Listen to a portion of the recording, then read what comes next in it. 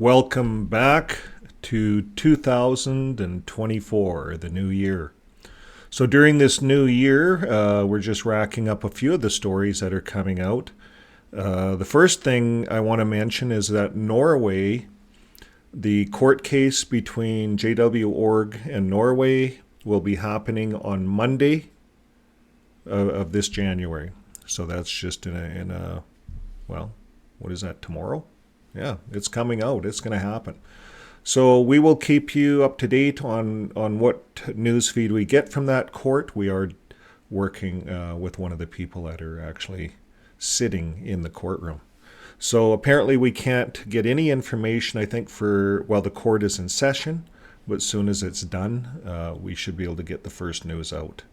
So we'll keep you up to date on that one. The next piece of news we're going to talk about is from Finland, and I'm going to pull you into my display here. This is brand new news. It's published 2024, just a few days ago, on the 4th. It says, evidence material that may be connected to the disappearance of Pia restrictive has been searched in the premise of Jehovah's Witnesses. So there's been a big search in Finland. And this is a little girl that went missing in 1988. We'll just get into that a little bit here. The 15-year-old girl disappeared near Turku on October 7th, 1988. And you're probably wondering where that is. I was wondering where that is. It's right here. I just pulled it up, and it's right here on the map. So you can see, there we are. So it's quite a big city. Probably a lot of kingdom halls in there. We'll get back to the article here. This girl went missing in 1988. But it's funny how the investigation is now, all of a sudden, that many years later, this investigation is starting again. Well, apparently they got some information, something leaked, and it pointed them in the direction of the Jehovah's Witnesses. So it doesn't say why. The Central Criminal Police has carried out house searches in some premises managed by Jehovah's Witnesses in connection with the investigation into a high-profile disappearance in the 80s.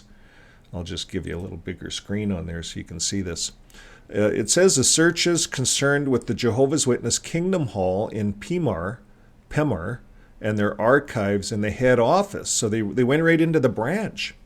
It says the head of the preliminary investigation for the case, Detective Inspector Maddie, emphasizes that the mentioned association and its responsible persons are not suspected of anything. Really? Why would you in a raid or get in and start looking into people's homes in the branch office if you didn't suspect something? Anyways, they can't say anything. Now, the 15-year-old girl was a member of the Jehovah's Witnesses, and it goes on to say that the Central Criminal Police carried out special searches. A special search warrant is more than unusual and requires a court order. So it says they don't want to specify the type of evidence that the police are looking for on the premise. Whether they found anything that could be of importance to the investigation or not, they can't say. So she disappeared 1988. It talks a little bit about it, not much. Apparently she left her home on the evening of October 7th after arguing with her brother about which TV program they should watch, and she never returned. Police suspect she got into a car either voluntarily or under duress and shortly after leaving home. And she has not been found despite searches. The Central Crime Police began investigating the case as a murder in the 21st century. So that's all we have on that for you. That's what's going on in Finland with Jehovah's Witnesses all over the headlines. This has been going on for a few years. So the next article we're going to look at is Hong Kong. And what spurred this on was the December 25th Elders Letter here. And let's see how big I can get that for you. So this is probably the part you want right there if you look. Hong Kong. The governing body has determined that the supervision of the kingdom work in Hong Kong will now come under the oversight of of Korea, the Korea branch office. So that's kind of what they're saying here. So Hong Kong branch, as well as those faithful longtime members of the Bethel family and special full-time servants in the field, will be given loving attention. As more information becomes available on this on the specifics of the implementation of the merger, that's what they're calling it, a merger. Bodies of elders and congregations will be informed through correspondence to the branch office. So it kind of makes you wonder what's going on, what's happening there. What are they doing? So I went on to the website of JW.org, and that's what we should do, right? So I went on there and I punch in Hong Kong, nothing. There's nothing on Hong Kong branch office. I couldn't even get a picture of the branch office. In fact, I punch in branch, Hong Kong branch. This comes up, these pictures here, they're not the Hong Kong branch. This is just their standard Bethel tour pictures that they put on their brochures for everywhere. And then they just give the Hong Kong address and phone number. Nothing, no pictures, no nothing in Hong Kong. I could not find anything on JW.org. No pictures. So I went to Google, good old Google. It has pictures. Let me see what I can find here. See photos. So I pulled this up on Google. I'm going to get off the screen here for a bit. And I thought this was interesting. So I think their office is in here. And when I go around to the street view here, I couldn't really see what was on this sign here. But I don't think that's it. But it's somewhere on the street. And I think maybe it could even be in here. You come in here, and it looks like the stone I seen. I could probably move up there a little bit more. I don't know. But anyways, that's the first picture it shows. Then we come in here. I don't know why they have this one. This is Google. This looks like witnesses, JWs, doing their street placard something or other. Proclaim liberty throughout the land. Nor this is old. This looks like old stuff. But anyways, that's all I could find. Then it showed this picture. Welcome to the Hong Kong branch. And, nothing really there. Then the hairdresser, I don't know, in the Hong Kong branch, maybe a wall of fame.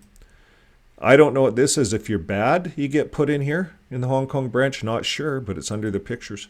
And then here they have, this is the only place I could see. It looks like it's in the hallway of an office building, and there's JW.org. Probably that's the building you walk into, and you get into the Hong Kong branch. It's just an office. They don't own anything. I think they probably just leased some space. That's what it looks like to me. So let's carry on. It goes. This looks like the dining for them, and where they give lectures and stuff. There's the speakers. Yeah, this is it. That's all there is. Hong Kong branch. I don't think it's big at all. So that's kind of that part of it. I'll come back on the screen here.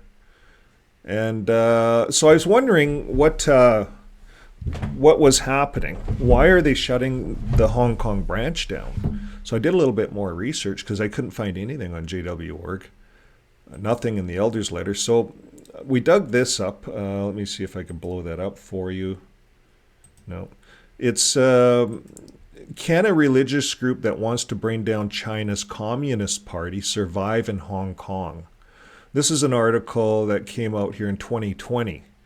And if we think of Hong Kong was kind of under a British rule 25 years ago for, like, they had a 99-year lease.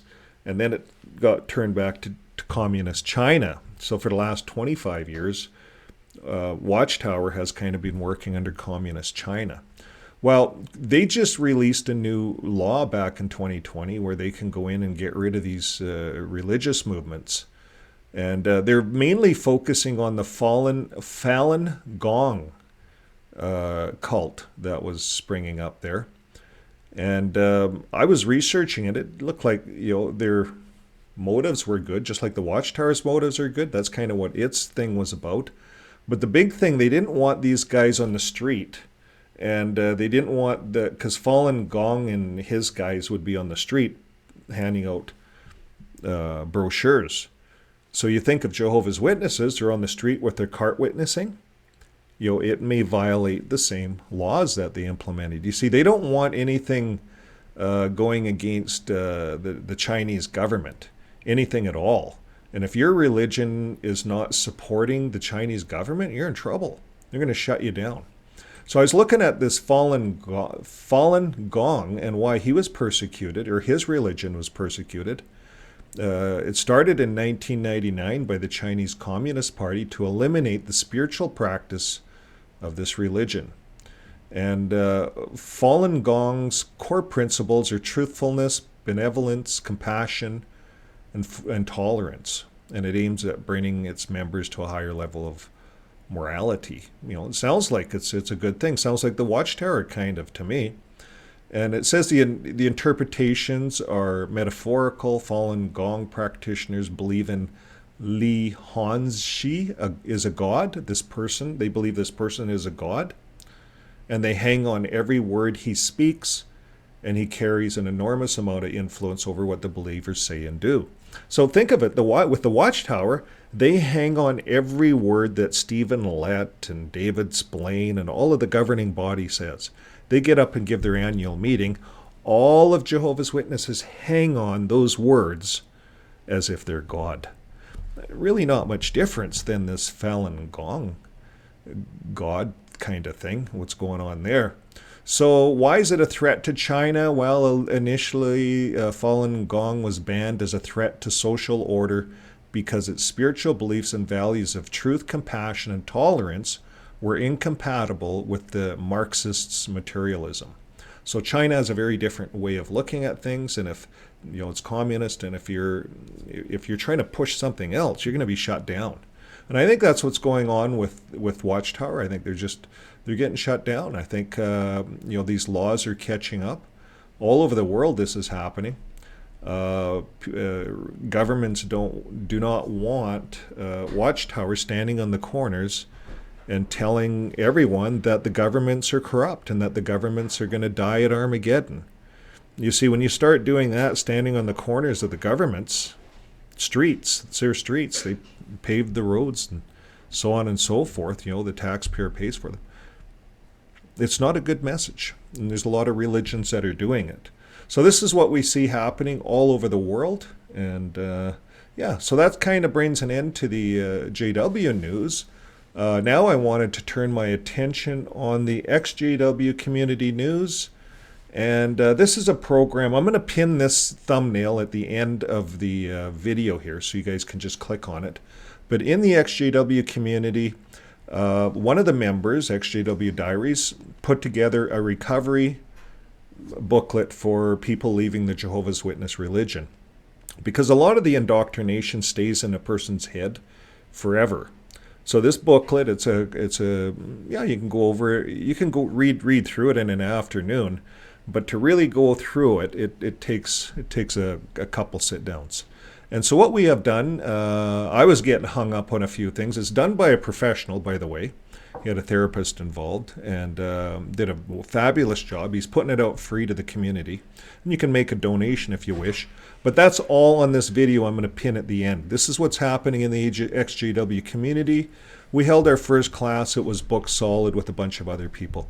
So there's room for others in the community to start doing this. And you don't have to be, it's like a JW going and having a Bible study, sitting down with someone and going over the Bible with them. That we used to do that as JWs, right? So it's kind of the same thing, just getting down together, and because we're all ex-JWs, we all have something in common. We all left the org. And so all of our stories are different. So what we've done is just a private group, no recording, no nothing. 6 people attend each group. StreamYard is free, the license. So anybody can do this. So again, thanks again to the community for all of this support and for helping us to move to this level. Now, I wanted to talk a little bit about the community too. I didn't get the year's text up. I'm going to pause that and put that up right now. Okay, there it is, right above my head. Shun No More 2024. You know how when we were in the org, they have this year's text for the year. Why not have one for outside the org, the XJW community? Last year it was Be Free 2023. This year, Shun No More 2024. And these slogans work because we put them in front. Pretty soon, JW Org themselves, the governing body, they see it all over the world. Everyone, the governments included, Norway, is asking them on Monday, are you going to check the box, Shun No More 2024? They have to decide on Monday. Maybe they're going to try to fight it. Who knows? Time will tell. We'll keep you posted. Now, just to finish up our show, our newscast here for today, we had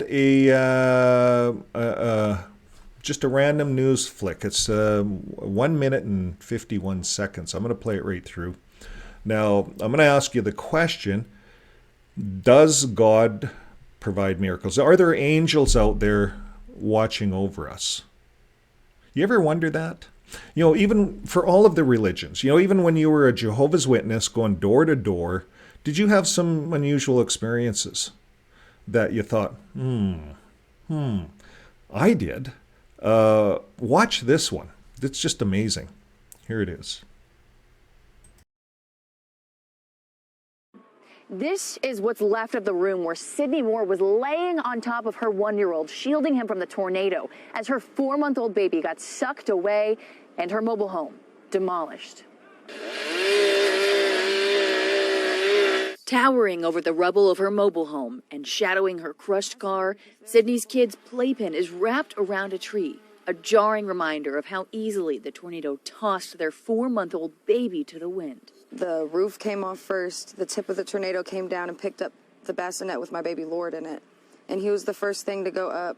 In his attempt to keep the bassinet inside, her boyfriend and father of her children was sucked up with it. At the same time, in the back bedroom, Sydney threw her body on top of their 1-year-old son, shielding him. Literally, the moment I jumped on him, the walls collapsed. I was being really crushed. Like, I couldn't breathe. The couple frantically searched through the rubble in the pouring rain for the infant. I thought he was dead. I was pretty sure he was dead and we weren't going to be able to find him. Then, a miracle. They found baby Lord alive with just a cut on his face. It looked like a little tree cradle. He was just laying there. The entire family survived. Now, as she walks back down to where her home used to be, Sydney's recalling how she thought this would never happen to her family. Everything could be taken like that. You better listen to the warnings. You better stay on top of the news. The kids that she risked her life to save, sleeping peacefully tonight. Like, those kids are what saved me. Like, they saved me from everything, and I don't know what I would have done without them. Thanks for watching. Stay updated. Wow. If that doesn't make you believe that there's something out there, I don't know what will. But imagine, both her babies and herself lived through that tornado. And the one baby was cradled up into the tree, sleeping. Just had a little scratch. The baby was sleeping in the tree. And the other baby was down in the bassinet in amongst all the debris. Just like, and she watched everything just rise. Just. Well, anyways, folks, until next time, keep living your day with love. Bye for now. Thanks again for watching. We appreciate your comments, your dislikes, and your likes. If you would like to support the channel, just press join and buy us a coffee once a month. Until next time, keep dancing, smiling, laughing, and most of all, keep loving those around you. And have a great day. Produced by Fixing My Faith.